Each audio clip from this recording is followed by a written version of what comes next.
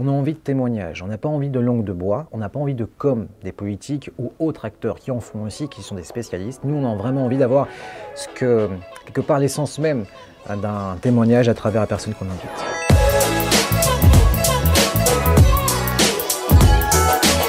Je viens de rejoindre le groupe UPM, la DH Radio. On s'est rendu compte qu'avec la radio, on a vraiment besoin de la radio durant cette période très particulière parce qu'il faut être informé et aussi la radio, c'est la manière la plus simple de toucher les gens. Il faut qu'on parle ce matin avec Georges Boucher. Bonjour. Bonjour. Oui, il faut qu'on parle ce matin de la vaccination. Peut-on déconfiner plus rapidement la Flandre si au nord, la vaccination est plus rapide? Et la Boom 2, un événement au Bois de la Cambre de Bruxelles qui potentiellement peut attirer des milliers de personnes, inquiète les autorités également. Et puis, la gestion de la pandémie devient-elle communautaire? Il faut qu'on parle ce matin avec Georges Kiné. Bonjour. Mon émission, qu'est-ce que c'est?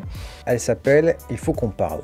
C'est une interview courte, d'un peu plus de 5 minutes. Le principe, c'est d'essayer d'avoir différents interlocuteurs, pas que des politiques, mais vraiment donner accès à cette séquence à des personnalités issues de la société civile. Par exemple, on pourrait se rendre même sur le terrain, c'est-à-dire qu'on déplacera quelque peu notre studio pour cette émission sur le terrain.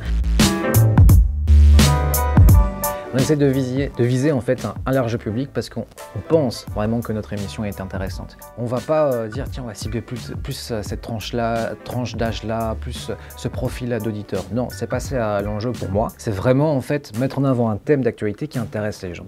Et c'est à travers les personnes qu'on va interviewer, les profils des personnes qui vont venir dans ce studio, eh bien qu'on touchera les gens. On veut vraiment des témoignages vrais et aussi pertinents et courts. L'exercice du court, ça nous force à être synthétique et aussi d'aller directement dans l'actualité.